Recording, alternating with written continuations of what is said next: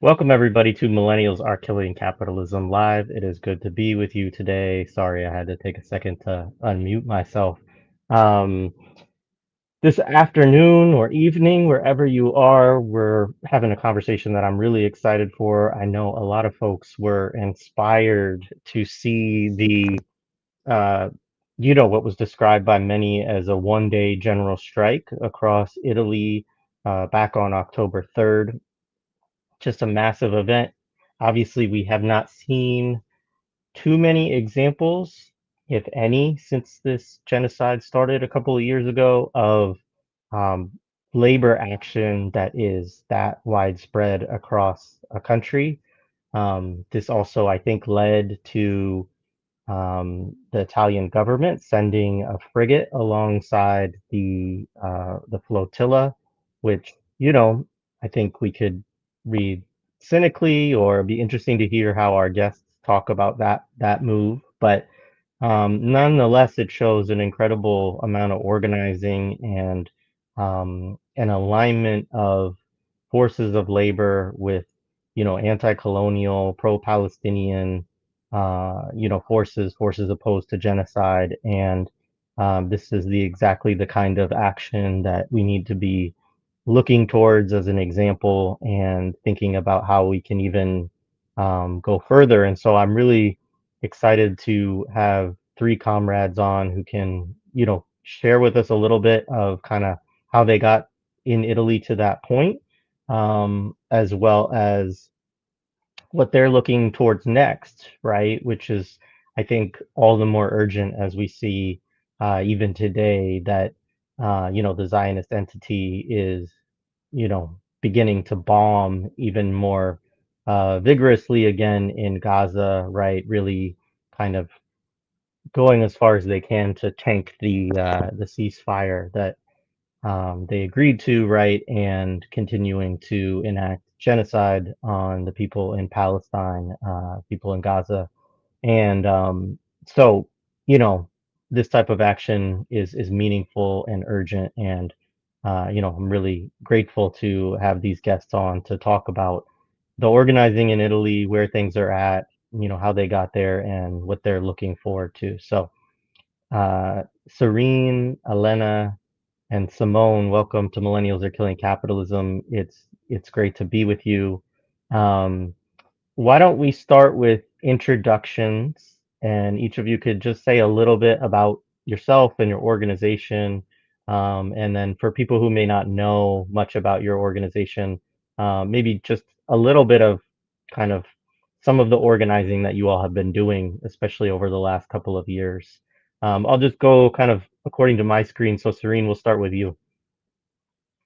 Yes, sure thing. Good afternoon, everyone. I'm Sirin from Giovani Palestinesi D'Italia. So, to translate it, it's more like Palestinian youth movement from Italy.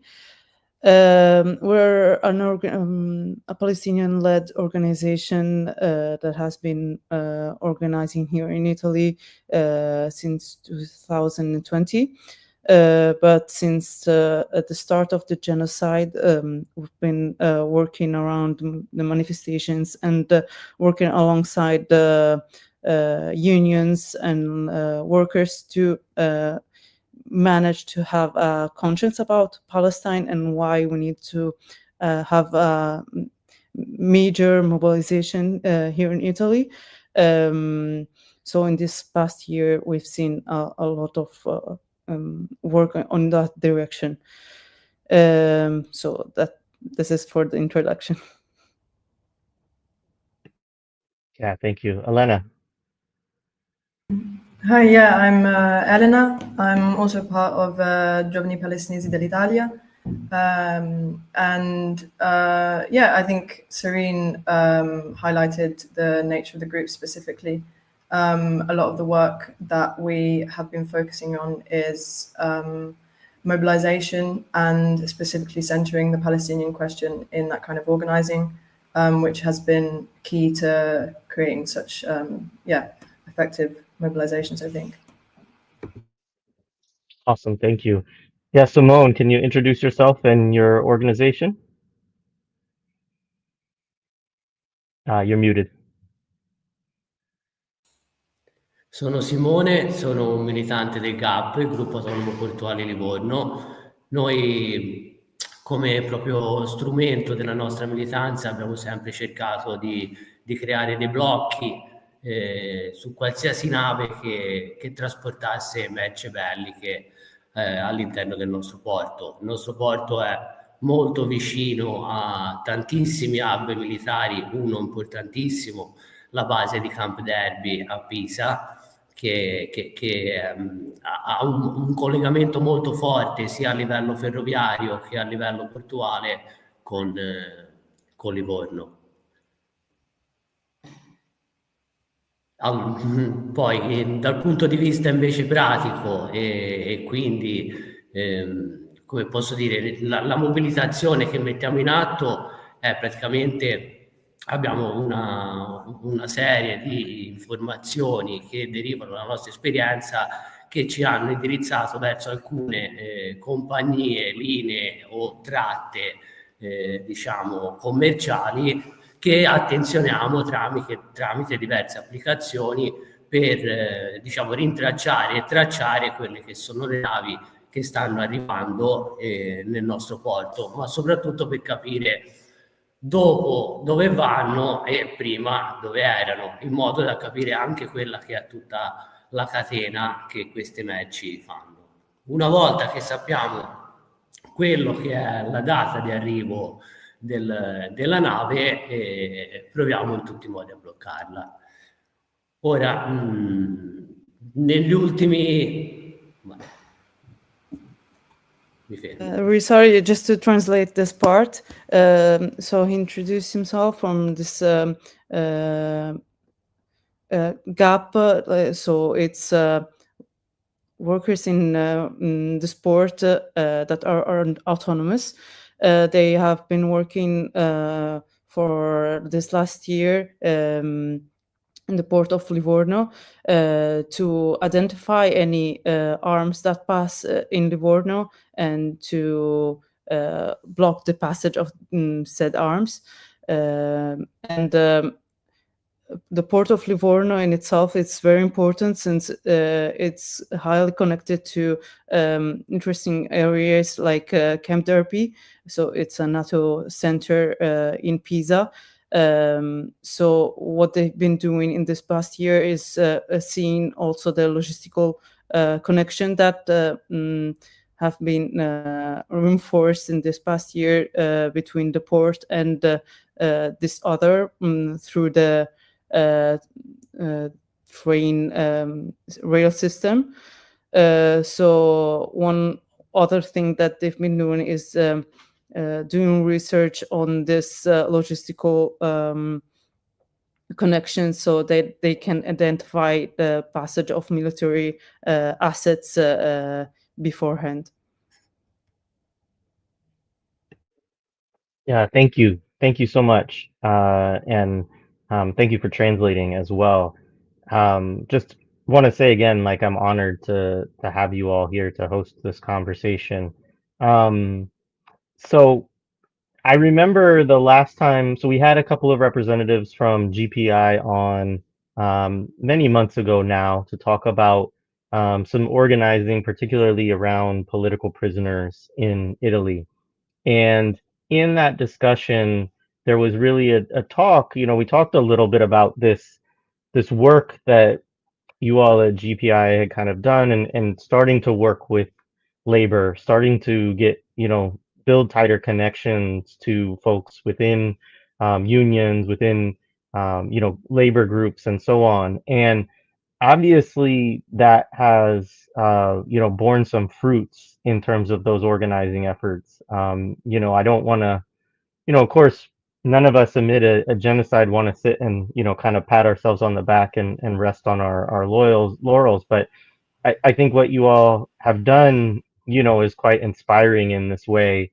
And so I wonder if you could just kind of talk about a little bit of that process. Like, how did you get to the point that you all are at? How do you feel about where you are, maybe a little bit in terms of organizing in these different sectors? And maybe we could talk a little bit about that, like kind of this idea of how did you get to a place where, the whole country was really shut down for a day due to the kind of efforts of the organizing that you and obviously other organizations are involved in there. Yeah, for the political prisoners, we have this major case here in Italy that we've been working around in this years, which is about Anania Ish, who is a Palestinian resistant actor that have been here in Italy since 10 years. And he was living in Tulkarem, and that's why when he came here last year, there was an order from Israel for his extradition. But after a major fight in the juridical aspect in here in Italy, they proved that they cannot send him to Israel because there's a high chance for torture and his death. So that's one of the major wins. But what we've seen in this year is that the Italian jurisdiction doesn't want him to leave its prison. And they're obstructing every single way to prove his innocence. There's no proof that he is going, how do you say it, against any law. But since it's a political tribunal, they are using every single way to repress this fight. So in this aspect, we worked with many unions just to work around this and showcase how doing a parallel between his story and the partisans in World War II. So the resistance in Palestine is the same as the resistance in Italy. And in that aspect, like the resistance in Palestine as a whole, it's important to do an analysis around that and bring their fight here in Italy as well. Since one of the things that we've seen here in Italy after our national demonstration of 5th of October is that they amplified the repression system. They changed the law to so that they can stop the mobilization that has been happening here in Italy for Palestine. And so fighting for Palestine is showcasing the hypocrisy here in Italy, showing the hypocrisy in the change of the law. So it's especially for the workers here in Italy, it's important to have this connection clear so that we can see how Palestine is freeing people here in Italy, here in Europe, or in the US.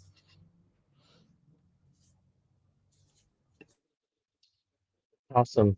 Does any of you want to talk a little bit more about the kind of, building the connections within the worker movements and, what that process has looked like, what was already kind of, I mean, one thing I should say is like Italy has a history of radical union organizing that's much stronger than like what we have in the US. But, nonetheless, getting to a place like you were just talking about, Serene, where people can see their own struggles connected to a struggle like Palestine is a leap for a lot of people to see. So I'm just interested, in more discussion about like that process on the worker side and organizing, and maybe Simone has some things that he can share about that.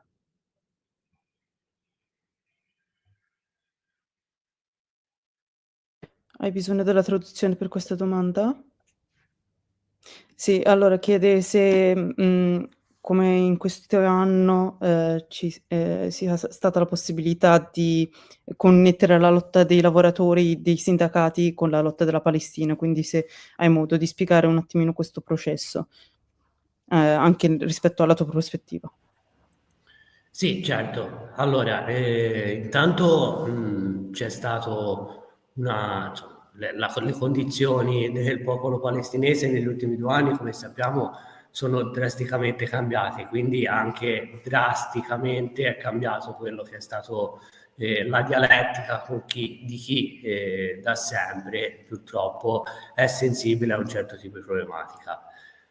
Quindi in un momento in cui le situazioni peggioravano, i governi rimanevano silenti, o meglio, si capiva che c'era proprio un livello di disinformazione altissimo, e quindi che alcune notizie uscivano sui mass media in un modo e le immagini parlavano un altro. In quel momento c'è stato un coinvolgimento di tutti quelli che sono i collettivi, i movimenti, ma anche di tutti i semplici cittadini che si sono sentiti in dovere di mettere in pratica quello che era il loro disagio. Quindi noi, insieme a una serie di realtà sul nostro territorio, spazi sociali, collettivi studenteschi, ma non solo, ripeto, anche semplici e liberi cittadini, abbiamo iniziato una serie di assemblee cittadine pubbliche, in modo da capire come ci volevamo organizzare per affrontare questa dinamica di disagio contro quelle che erano le scelte del nostro governo. Non so, interrompetemi voi quando volete tradurre. Nel momento in cui la flottiglia è partita da varie parti d'Europa, insomma, ma in particolare per quello che ha colpito noi, è partita da Genova una chiamata qualora il governo israeliano avesse fatto come quello che aveva promesso già prima, che la flottiglia partisse. Lì c'è stato un netto cambio di marcia proprio dell'interesse e della partecipazione pubblica a quelle che erano le mobilitazioni. Da qui ne nasce le prime grandi mobilitazioni a livello cittadino, e quindi i primi blocchi a quelle che sono state delle navi commerciali, delle navi passeggeri, scusate, e quindi il primo, diciamo, passo in avanti rispetto a quelle che erano delle semplici manifestazioni o comunque passeggiate. Lo sciopero del 22 indetto da USB dopo la chiamata dei portuali, dopo una riunione anche internazionale, un'assemblea internazionale dei porti che c'è stata, è stato diciamo il vero e proprio la vera e propria scintilla di quelle che poi sono state un mese di mobilitazioni folli. Dal punto di vista territoriale noi ci siamo ritrovati per fare un blocco alle 6 di mattina, quello che doveva nascere come il solito blocco che facevamo all'esterno dell'area portuale. Era una giornata di pioggia fortissima, quindi tanta gente se ne stava andando, tanta gente stava ritornando dopo essersi cambiata perché aveva preso la pioggia, e dopo poche ore che eravamo in presidio è arrivato il corteo degli studenti. Sono arrivate 2000. Posso tradurre? Certo. Aspetta, l'ultima cosa era sono arrivati gli studenti dopo. Ok. One of the most significant aspects of the sensibilization of the workers has been obviously the worsening conditions of the Palestinian population over the past 2 years, like with the drastic change that's also drastically changed the dialogue. And as the situation worsened, the government still was silent. There was an understanding in general of massive levels of disinformation. The way that mass media was representing what was happening in Palestine was completely different to images that we were seeing. And I think that's a general and universal experience across the world. So this really spurred the involvement of different movements and citizens who felt need to activate themselves in the face of this horror. And in Italy, we have spazi sociali or centri sociali, which are spaces which are autonomously organized. So in different cities in Italy, we have places which are occupied and autonomously organized. And so these were important hubs where people were able to collate and speak about how they wanted to organize. So in the face of this, unions, citizens, student groups, and social centers, so these spazi sociali, started to form public citizen assemblies. And this is something that also happened in Rome. We had the Coordinamento Cittadino, which is a coordination of citizens. And there were discussions about how to understand how to organize themselves around the choices of our government, so how to respond to these things. So that's been since 2023. When the flotilla left, parted from Italy specifically, there was a very key change in the interest of the public in the way that they wanted to mobilize. There was a lot more, this became obviously a very public and visible issue in a way that was different in character to the previous 2 years, because it wasn't just, it was Europeans going to obviously an important act against the siege. And this created a lot of interest. And this is when we started to see a shift in the first large public and civilian mobilizations, citizen blocks, and the first pass forward from just normal demonstrations and manifestations. The strike of the 22nd, so the whole period was actually over a week. We had a strike on the 22nd of October, which was a general strike called by the USB union. And that was the crux, let's say, or the changing point that created a catalyst of this week of massive mobilizations throughout all of Italy, because it wasn't just on the 3rd. We had protests from the 22nd, when then after the 22nd, on the 25th, the Italian government sent this military warship to accompany the flotilla. And then there were, in each territory, there were demonstrations, blocks of rail stations. I don't know if you saw in Milano, there were specific blocks of the main station. And Simone was talking about how in Torino they were under the rain at 6 a.m. in the morning, and people were doing shifts to block the port. So there were people coming and going, and it was a really dedicated presence. In Rome, for example, on the 1st of October, there were 30,000 people demonstrating in a spontaneous demonstration. So it was an unprecedented turnout of the public. And then he was saying how at that point the students arrived. And Simone, se vuoi continuare. Sì, con l'arrivo degli studenti ci siamo resi conto che il sentimento della piazza, anche dopo l'ennesima assemblea che abbiamo fatto proprio fuori dal varco, era quello di alzare un po' quello che è stato fino a quel momento il livello della lotta. E quindi abbiamo deciso con un corteo di entrare all'interno del porto, e quindi sorpassare quello che è un varco doganale.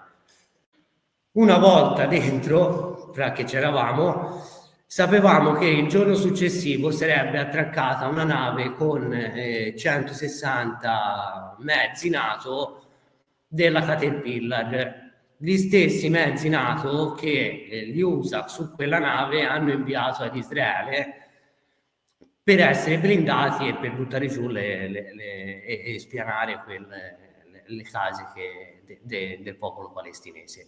Da lì noi abbiamo pensato di occupare la banchina per far sì che la nave non potesse proprio fisicamente attraccare e lavorare nel nostro porto. Siamo rimasti a dormire 2 notti lì, 2 giorni nei quali ci sono stati dei colloqui con la capitaneria di porto e l'autorità portuale, un po' volti a capire quelle che erano le nostre richieste, un po' a metterci pressioni su quelli che erano gli aspetti della sicurezza e sul fatto che noi eravamo comunque in ambito portuale, che a parte il primo giorno che c'era questo sciopero generale, quindi il porto era fermo per sciopero, i giorni successivi erano i giorni lavorativi, quindi noi eravamo in mezzo a delle aree operative. Quindi noi abbiamo espresso la volontà di non muoverci da lì fino al momento in cui non ci fosse stata garantita la disponibilità da parte di tutti gli enti di non far arrivare e non far lavorare questa nave a Livorno. E quindi dopo questa nostra, diciamo, forzatura, il prefetto, d'accordo con tutti gli enti che ho citato prima, hanno deciso di non far arrivare la nave a Livorno, e quindi abbiamo abbandonato il presidio permanente che avevamo dentro il porto, ma hanno deciso di non smantellarlo del tutto e quindi di mantenerne uno occupando quello che era un edificio subito fuori dal varco portuale. Yes, I'll continue. So, with this mobilization going in the 22nd of September, after they reached the port, one of the things that they, as they said before, they didn't want it to be just a performative act, but they entered inside the port. Inside of the port, they managed to pass through everything and reach a gate to stay there. One of the major things that they worked around is that the day after, so on the 23rd, they were expecting to reach a military ship that were carrying around thousands of vehicles for NATO. And this same ship they have been using to send military assets to Israel. So the thing that they didn't want to let this ship attract in the port, so they maintained this blockade of this gate for 2 nights and many days, just while maintaining all of the other ports available. This singular gate wasn't available to attract this port. In the meanwhile, they opened a dialogue with the Portugal authority and the prefecture and the mayor. So they discussed their intention to not let this ship attract. So and they were clear about their intentions. After many days, the prefecture said that this ship isn't going to stop in the port, and it was sent away. So after this, they didn't want to just leave and not leave any sign behind. So they occupied a palace near the port just to maintain attention to this ship or any other ship that can be potentially blocked. Awesome. Should we move to the next question, or is there more to dig into there? That move? Okay. Thank you for sharing all of that and giving us all of that detail. So I think you probably touched on this a little bit, but what has been the response, I guess since then? Like there's also been, obviously there was the flotilla, which we talked about a little bit in that. And then of course the people on that flotilla were all, arrested again, and many of them very brutally kind of tortured or, attacked in the Israeli prisons. And, not long after that, we got this sort of, ceasefire agreement, right, that went into effect. But it also seems like that won't hold up. And I think it also kind of raises the question of, whether it does or doesn't, what should we continue to do, right? And I think that's part of what I would love to hear from you all is like, how are you looking now at this moment, and trying to organize and move forward, given what you've already kind of achieved in terms of the way that you've been able to organize so far and the current realities. I can start specifically speaking about the response to like when the flotilla was apprehended, and with the arrest of the participants in the Global Sumud Flotilla.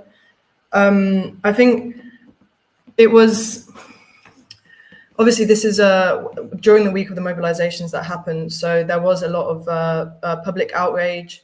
There was very strong mobilization. It was also coming as a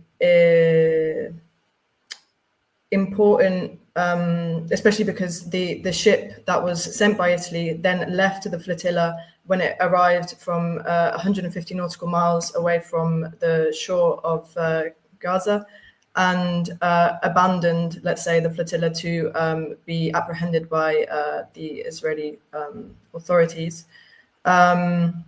So I think it was a moment where there was a recognition of, in a way that hadn't happened previously, of Italian complicity with the impunity that Israel is experiencing.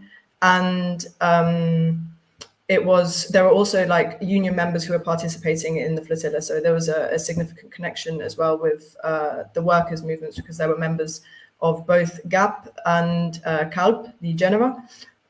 So that was a significant aspect in like work and mobilization. One of the things that we did focus on in our, let's say, the narrative for organizing, because the different Palestinian groups of Italy organized a national demonstration on the 4th of October, so following the national strike. And this was when 1 million people came to Rome and marched in the streets. So it's a massive mobilization.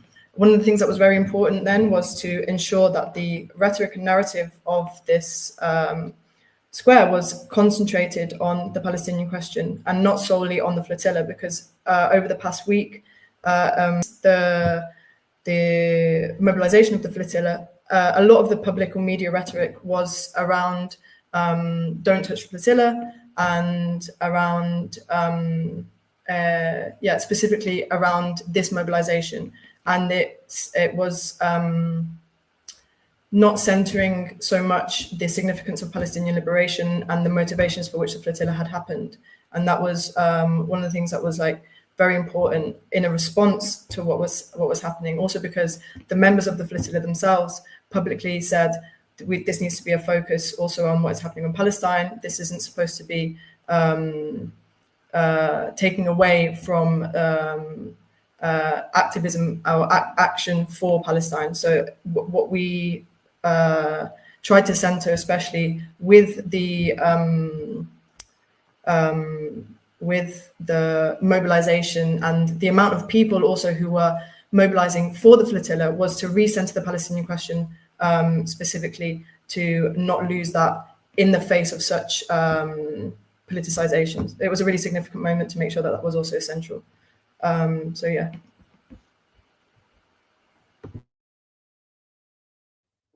Awesome. Serene or Simone, do you have anything you want to add on that?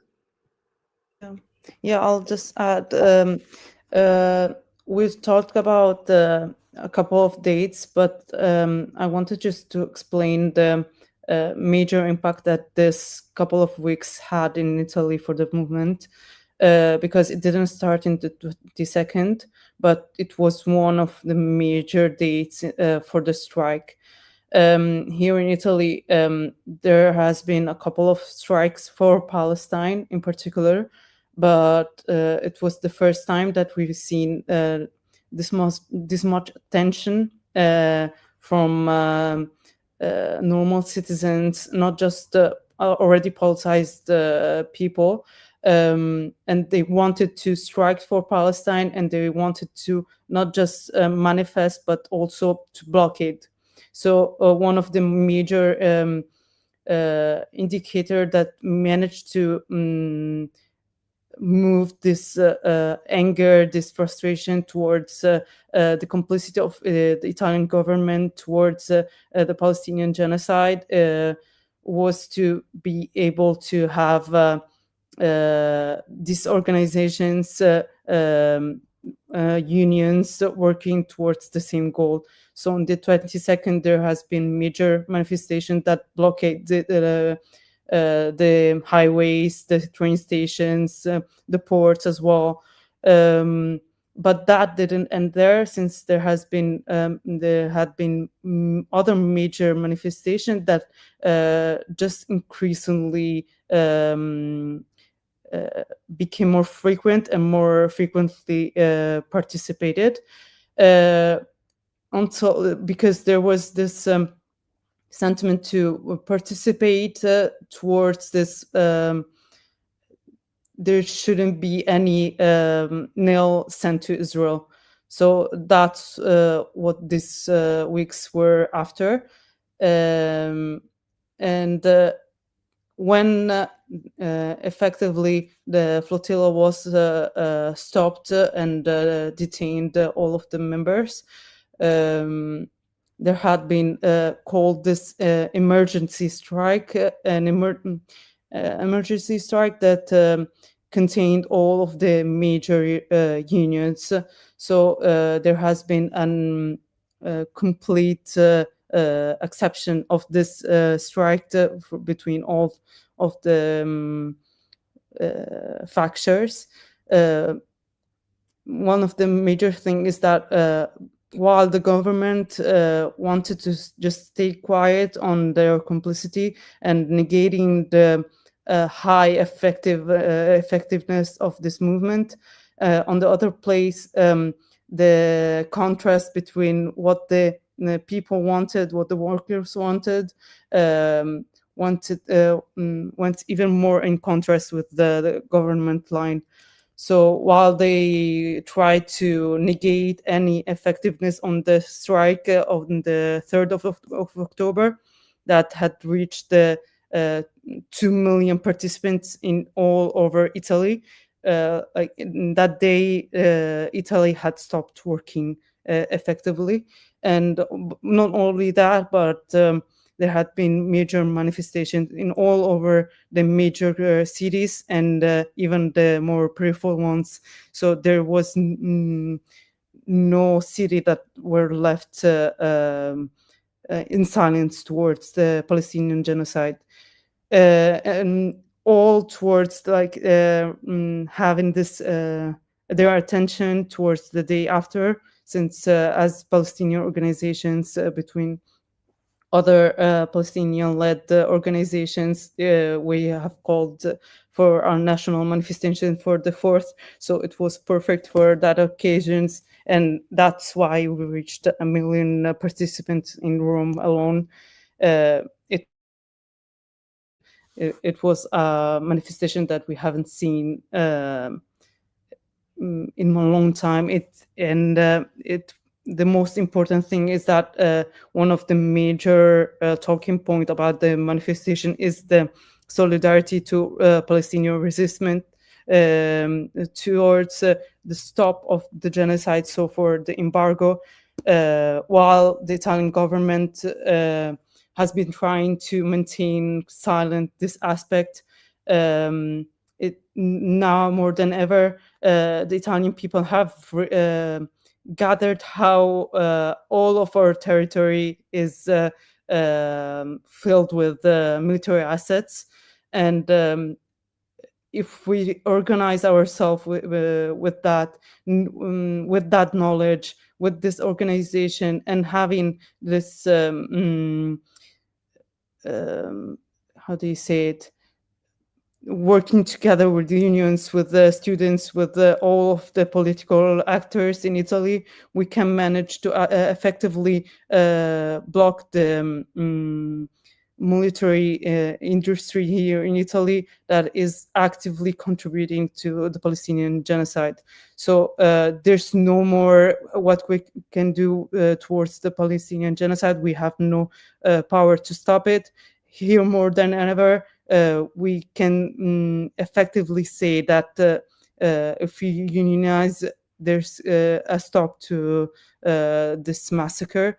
And as Elena said, one of the major things that we try to work around, and with the Livornese Portuals has been like the highlight of the fight, is that our work is toward Palestine. Our attention must be on Palestine, on what's happening on Gaza. All of the other thing is on the background. We just need to know what's our objective, and towards that we work to stop the Palestinian genocide. Just to add to what our conversation with Simone, one of the major thing is that we cannot stop just stopping the military assets sent to Israel, but we need to stop everything that has been sent to Israel altogether. And the only way to do that is working with all of the portual workers. But for that, I'll leave the rest for Simone. Bisogno della traduzione?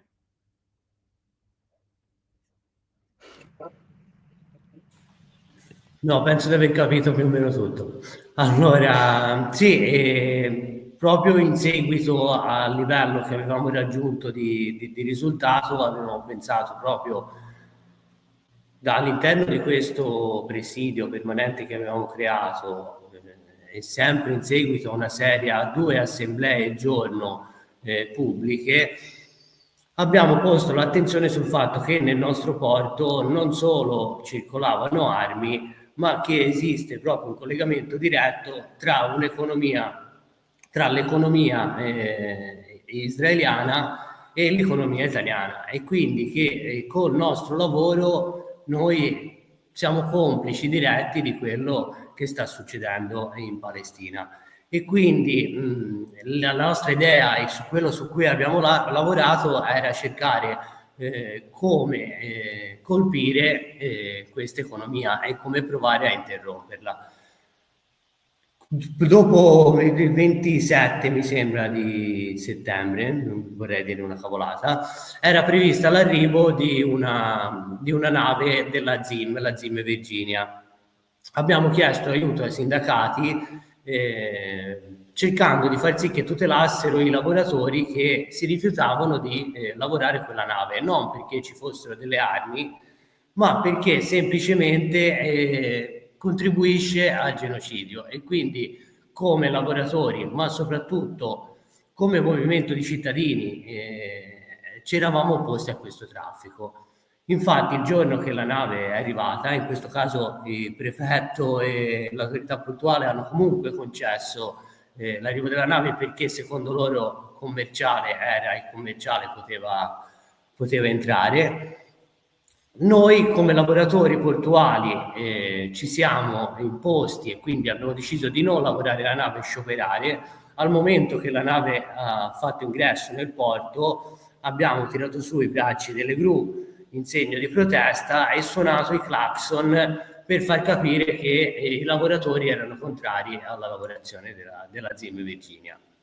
Questo ha fatto sì che la nave effettivamente, dopo poche ore, prima della fine del turno di lavoro, abbandonasse il porto, facendo sì che questo fosse il primo caso in cui una nave commerciale israeliana veniva boicottata da una classe di lavoratori, e questo deve far capire quanto la spinta popolare e il volere territoriale può autodeterminare quello che è il traffico che circola, e quindi può effettivamente contribuire all'autodeterminazione di un popolo che è oppresso ormai da decenni.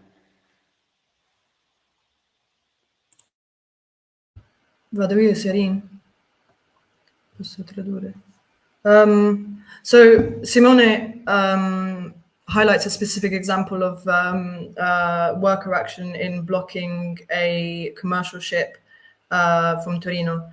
And I think this is a really useful example to then answer also the question you pose about thinking about the future, Jared, because it's they were having public assemblies, and with this permanent occupation in this building next to the port, they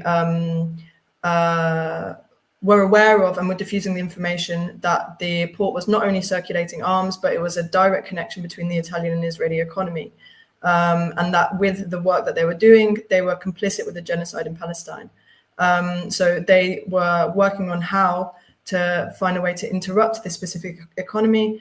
And it was the 27th of September, there was a boat called the Zim Virginia that arrived, which the workers refused to work to allow it to dock, not because it specifically had arms, but because it was a commercial ship that was contributing to an economy that is perpetuating genocide.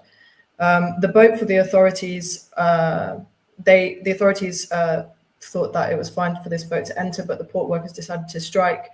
And because of this action, the boat didn't dock in the port, and it wasn't allowed back into Torino. So this is a concrete example of how the actions of local workers can determine the traffic of arms and an economy that supports genocide, which is something that was worked through public assemblies, through civilian participation, and through worker organizing. I think this is key to thinking about the future of such organizing, because I mean, we've seen that the ceasefire is well, today the bombing has restarted in Gaza, and even throughout this period, there have been continuous violations and killing in the West Bank, and in bombing and assassinations in Lebanon.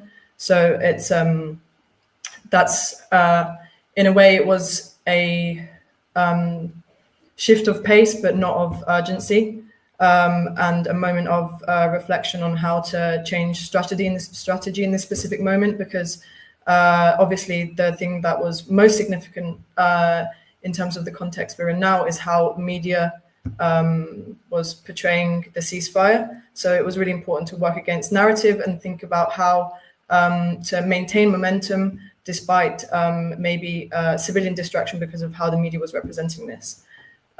So I think the concrete example of like port workers being able to mobilize, not solely because of the transfer of arms, but because of the specific support that our government is giving to a state which is a imperialist, occupying and genocidal state, shows that the organizing for Palestine is something which is connected to not only is connected to anti-imperialist organizing, but also a anti-war organizing, which is something which is like very key in Europe, because in March 2025 there passed a new bill which was to raise spending 5% of spending on rearmament. So we're in a phase where there is increased armament, and the future that is being planned for is one which is more militarized and more securitized, with harsher repressions on any kind of mobilization, and highly securitized borders as well. So it's connecting the economy of war to the specific way that the future is being planned out by European states as well. And I think connecting how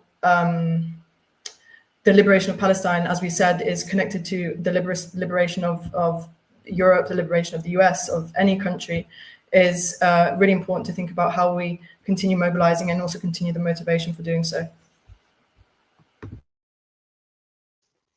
Awesome, thank you. Yeah, I mean, it's been on my mind a lot. I mean, I think that, you know, I'm sure for you at GPI, right, that, you know, you're organizing around Palestine and looking at things like, um, you know, sanctions, embargoes, like that all went way before October 7th, right, 2023. You know, this is something that you've been organizing around for a long time. And I think, you know, I understand the kind of impulse by some people to say, oh, like maybe the worst is over, so we don't have to, you know, do some of these things. But I actually think we can't lose the momentum or the lessons that we've learned over the last couple of years. And I think even the fact that you know, Israel is violating the ceasefire and resuming bombing, right?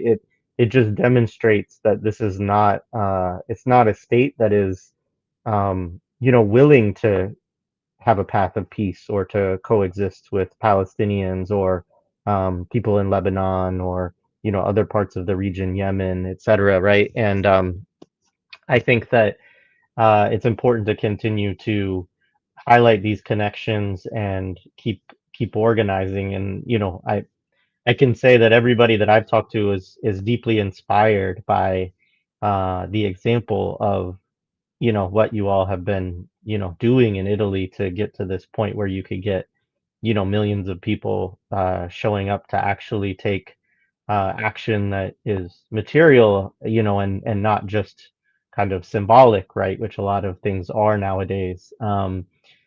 So one question that a couple of people posed that I might ask you all is, and you've kind of talked about it a little bit, is look, there's a great history in Italy of, you know, communists, anarchists, socialists, anti-fascist, you know, organizing and that tradition. And there's also a history of, you know, fascism in Italy as well, right? And, you know, your current administration kind of draws positively upon that history, you know, thinks of that history in a kind of positive light.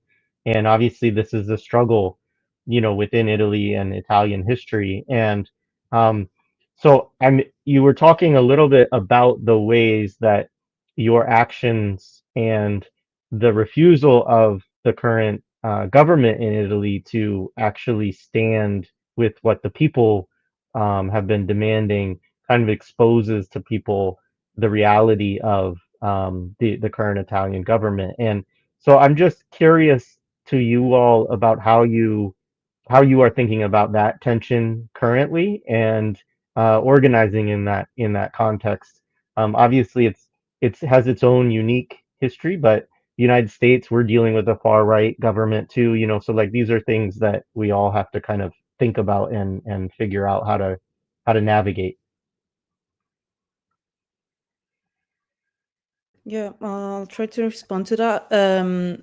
One of the major things that as GPI try to work around for Palestine in the Italian context, it's to show the fascist tendency that we're working around of the government. Many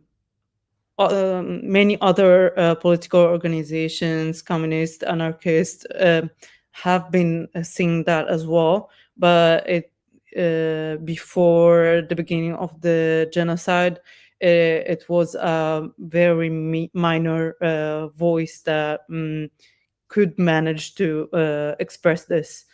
With the beginning of the Palestinian genocide and even with the passing of the time, even more evidently showcasing the complicity of the Italian government with the genocide, it has been clear even more how this fascist tendency is accelerating to the point that they're creating new laws to repress any way to dissent of the Italian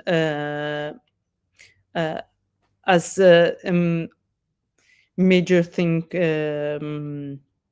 are expressing. So when the population is expressing discomfort about this thing, like the school, the taglio dei fondi,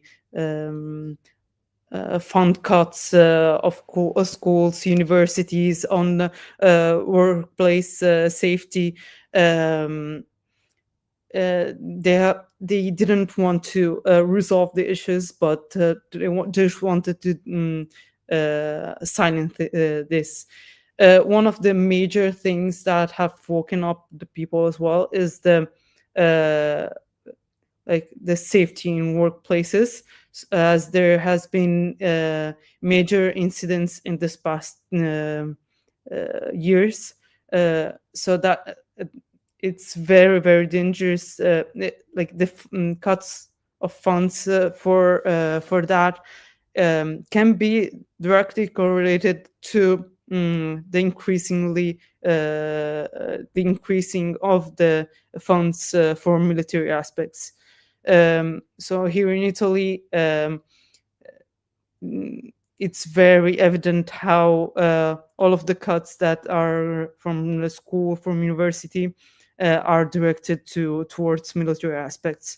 One of the things that Simone said before is that between the port of Livorno and the port or the NATO military center in Pisa, there's this tract between railway system that was highly reinforced, and it has been evident to the citizens as well.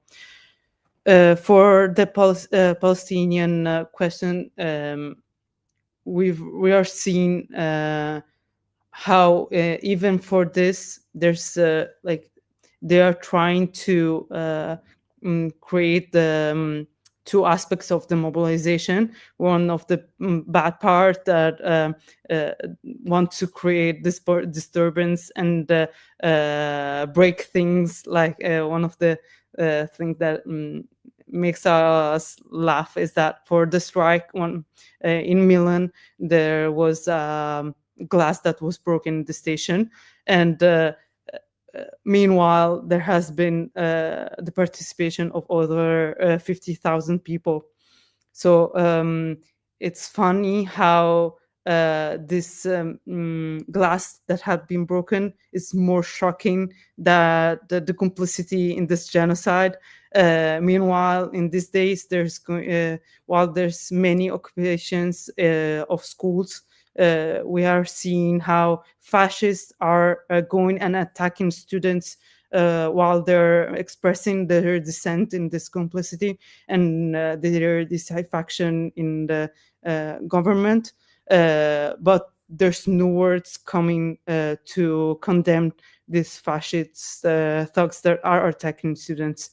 So this dichotomy on good and bad is even more evident, and with the rampant manifestations of fascists here in Italy that are escorted by police, is showing the contrast in how they manage for the manifestants for Palestine. So for this, one of the major things that we talk with other organizations, and it's evident for that, is that with these manifestations that we organize, even though they're villainized, they try to paint us as violence, that they just want chaos in Italy, that we cannot change what's happening in Palestine from here. it's even more evident how with this manifestations, our premier, our ministers, the government in itself have to take a stance for Palestine, even with the positions that are very, very bad as to contribute to this genocide, but they have to give a position. So that's why we need to keep on being on the streets to create this chaos, organized chaos, to have our voice heard and our demands heard. Awesome. I don't know if anybody else wanted to add to that question, but I know that, first of all, I know it's late there, and I appreciate you all taking the time to have this conversation. I'll just say if there's anything else that any of you want to say, kind of while we have the the platform going, and kind of before we wrap up, any campaigns you want people to follow and be aware of, or yeah, and anything else. I mean, I can talk a little bit about how we're specifically organizing in terms of moving forward. One of the campaigns we are working on, and this is in collaboration with unions and also the organization Boycott, Divest and Sanction, is on the embargo on the not just military but all goods, and the obviously the activity of the GAP in Livorno and other unions has been extremely key to this, and this is something that we want to facilitate, because this has been a lot of this mobilization has been union led. So it's thinking specifically about how can an organization be facilitating the mobilization of civilian groups and of unions, and giving direction, or giving just offering any kind of information or support that it can in any way, because we don't have the same kind of force or numbers as a union, but it's understanding the position that an organization can have within what is already available. So with the embargo, I think that's a campaign that is trying to find a way to connect and unify these different union-led mobilizations across Italy, so that there is not just Livorno blocking the port, or not just Genoa, but an information across the country about a specific boat that's going to come, and maybe it's going to try and move to a different area. So there is no chance that it can dock in Italy. So trying to close those loopholes and possibilities for any kind of merchandise to come through or leave from Italy towards Israel. And part of that is also thinking about how embargo is a specific tactic that can help with the politicization of the public and also worker politicization. So I think that's embargo has been very significant, and I think is going to be an important tactic moving forward to continue to create collaborations and to continue to unify different groups across Italy. I love the appearance of the cat. I did want to say I'm not trying to rush you all, so I do want to make sure you all have time to share or say anything else that you wanted to say. Yeah, I mean, Simone, if there's other things too that you wanted to talk about. Sì, è impossibile nascondere questo governo fascista, quindi credo che stia dimostrando giorno dopo giorno la sua vera faccia, e quindi stiamo vedendo come vengono diversamente trattati i manifestanti pro-PAL rispetto a tutte quelle che sono manifestazioni che vanno anche oltre quelli che sono i limiti costituzionali.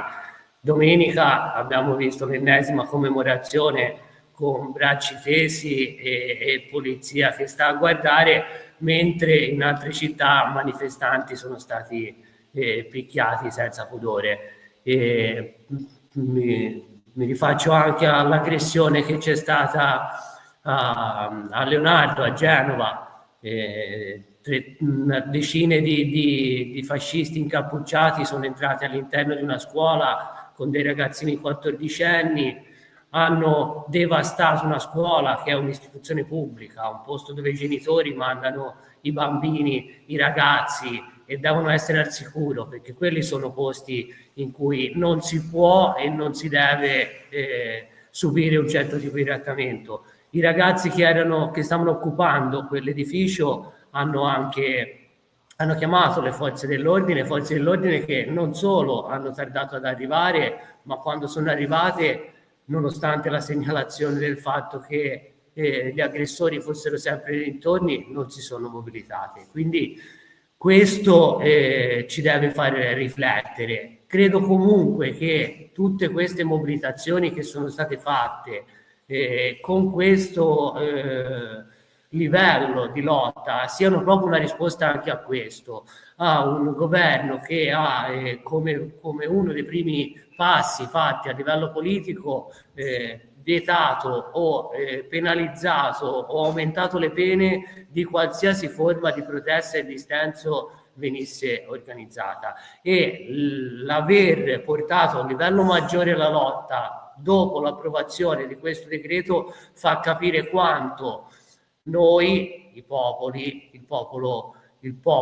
e i movimenti dal basso possono reagire e resistere realmente a queste oppressioni, perché è inutile che aumentino l'oppressione quando trovano migliaia di persone in piazza. La cosa fondamentale è non cadere nel tranello della divisione tra buoni e cattivi, da chi subisce una repressione e viene dipinto come un violento. Quindi una volta che le piazze vengono analizzate con coerenza, e noi militanti dobbiamo e dovremo essere anche bravi proprio in questo, a informare le piazze di quello che sta succedendo e di cosa stiamo andando incontro, perché la forma di reazione che stanno avendo le questure dopo quei 20 giorni di mobilitazioni sono molto diverse. La repressione è aumentata nettamente, le denunce sono aumentate nettamente, e questa è una chiarissima violazione della libertà alla protesta, e quindi è fondamentale che ci sia non solo una presa di coscienza, ma anche una reazione chiara a questa forma di abuso che viene fatta nei confronti dei manifestanti.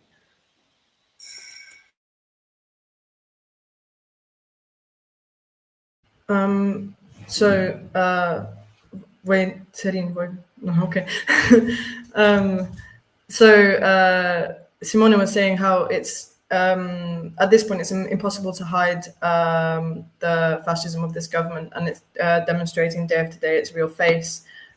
Seeing how demonstrators who are demonstrating for Palestine are treated. There's an example of in Genova where fascists went into a school with students who were occupying the school. The school children are 14 years old, and this group of fascists destroyed the school, which is supposed to be a safe and public space. And the students called the police, and when the police arrived, they didn't do anything to penalize this group of fascists. And this is something that we specifically need to reflect on in terms of the priorities of our government and who they are representing as, good or bad in this in our country. All of the mobilizations that have been made at this level of struggle that we've seen recently are a reflection of a response to these specific forms of repression and the context that we're living in at the moment. Last year, there was a law passed, which is a decreto against the right to demonstrate. So it was a law specifically against to repress demonstrations. And this is again a example of how instead of the state recognizing that the number of people is a significant thing to take into account in terms of their policy or in terms of their positions on specific things, their choice instead is to repress a mass movement. However, the mass mobilization in response to that penalization and scaremongering shows that there is a high level of consciousness and that people are responding to this violation of their freedom to protest. Awesome. Thank you. Thank you. Thank you all, and thank you for translating. Was there anything else? Again, I don't want to cut you off, but I do want to make sure. Yeah, go ahead. Yeah, I just want to add, like, just to incentivize the fight and the movement in other places. The Italian context is very difficult and very divided.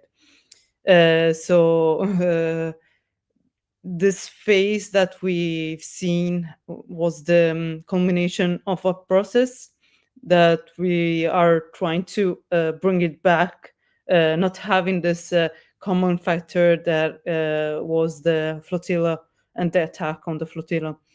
The attention on Palestine is high, but we need to build a mobilization that can have an impact on the future. So we're expecting another general strike in the next month, and but it's a process that is not uniform, and I don't think it's going to be easy to replicate as it is in other countries, but there is going to be a key factor that is going to make an explosion of this mobilization happen in other countries, so in the US or in Europe in general. Another thing, like that we are researching for the embargo, for example, is the assembly of the F-35 jets. That many parts that is reaching for the construction of this jet comes from the US, and I just need to do this. Like in all over the world, there's only 3 points of constructions and assembly of the F-35 jets. Those are the same jets that are being used in Gaza to bombard, since they are very high tech and they can bring with them a lot of weight for bombs.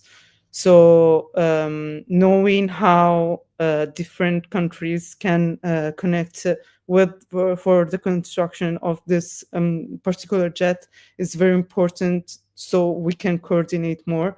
Elena said how we are trying to coordinate more on the ports of Italy. It can be also applied for other countries.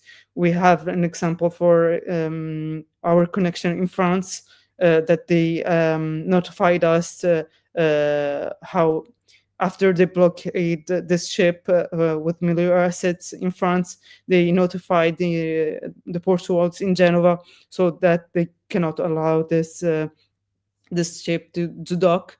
And this is the beginning of this fight, so that we can effectively see how it's all interconnected, and it is possible to do something about this. Even with the ceasefire, what we saw with this massacre of Palestinian people is that it was finally we are finally see Israel, the Zionist entity, as it is, and how with the bombardment of all over the area, for Syria, for Lebanon, for Iran, for Yemen. I can just make a list on how many countries Israel has bombarded, but it's the true intentions of the Zionist ideology. So we cannot continue living while the Zionist entity is still there. So our first objective is to work towards a free Palestine, so we can effectively work to liberate the world from Zionism. Awesome. Thank you so much. And what's your cat's name? It's Bo. I don't know. He just wanted to participate. You know, I love it. I love when we get cats on the show. It's great. Awesome. Anything else? Like, please, welcome. I just want to add to what Serena was saying as well in terms of the possibility of organizing. I think one of the places that we started from as well is information. Like, the more information that you have, the more information you can find out about complicity, about companies that are participating in the genocide, the way that your state or the authorities that are authorizing the deliveries of weapons is a arm that you can use to raise public consciousness, to collaborate with workers. And I think it's not fast work. It's about developing a research process and analyzing the information that you have available, analyzing the situation that you're in, the context that you're in, what organizations are already working, what information do they have, and how can you intervene or participate in the way that is most effective for the structure of the organizations that are available. So it's information that you can gather in a lot of different ways, find people who are already doing that, and organize with them. Absolutely. Simone, any final thoughts? Sì, spero vivamente che queste giornate, questi mesi di lotta, questa crescita che c'è stata, ci porti a una consapevolezza tale che non solo si risolva quella che è la crisi, la dinamica del genocidio che sta avvenendo nel popolo palestinese, ma che si abbia una vera e propria presa di coscienza che il problema è proprio del capitalismo in sé, e che se siamo arrivati a quel punto è perché viviamo in un sistema che riproporrà sempre la dinamica della guerra, della ricostruzione, dell'occupazione di territori per lo sfruttamento. Quindi da questo ragionamento noi dobbiamo in primis risolvere un'emergenza che ormai dura fin da troppo, per poi riproporre un sistema che vada oltre al capitalismo, perché purtroppo non si può più far finta di niente, bisogna fare i conti con la realtà. Siamo in un sistema nei quali siamo piccole pedine all'interno di un sistema economico, e invece i popoli devono tornare a essere il motore e l'idea che spinge una nazione, e non il contrario.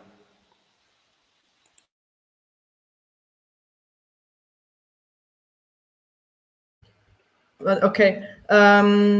It's to close. Simone says, "I hope these months and days of struggle can have allowed us to develop the consciousness that allows us to resolve the crisis that has created the genocide, but also it develops a real consciousness raising in the public that the problem is a capitalist system, and that we've arrived at the point of genocide because we're in a system that proposes war as a solution to issues of resources and economic problems. in the capitalist system, we are small cogs, and this is a moment to return or arrive to a system where, in fact, the workers are the motor of social development. And yeah, that's. I couldn't agree more. So I love it. Appreciate it. Thank you all so much for joining and for the work that you all are doing. Audience, there are ways the Instagram accounts for both of these organizations are in the show description. Follow them. You know, pay attention to the work that they're doing. I hope that you all will come back on. I was saying to you before we started that, you know, we did the thing last year and or maybe early this year. I don't know what time is anymore, but you know, when this happened, you know, when we were seeing these amazing mobilizations and strikes in Italy, I was like, oh, I know some Palestinian organizers in Italy. Like, I wish I could have them, and then I couldn't find the contact information, and so I was really glad when you all emailed and said, hey, we want to come on and have a conversation about this. And I just want to say to all of you that you know, anytime, always just honored and grateful to be able to have conversation with you and to hear about the work that you're doing. And yeah, solidarity to you. You know, best. You know, not even luck, but I wish you the best in your struggles. You know, and in the work that you're doing. And I think that it is an example, even if people might feel like, oh, we're far away from reaching that type of struggle where they are. You know, I think what you were talking about in terms of the step by step process of, you know, continuing to see what organizations you can work with, what resources you have, what power you can build, and assessing the area around you to see what are the key points that you might be able to intervene. You know, is an approach that we can all take. And so I just thank you very much, and you know, really appreciate you coming on and sharing the work that you all are doing again. You know, yeah, free Palestine. Thank you so much for having us. Free Palestine. Thank you so much. Free Palestine. Thank you for having us. It was All a right. pleasure.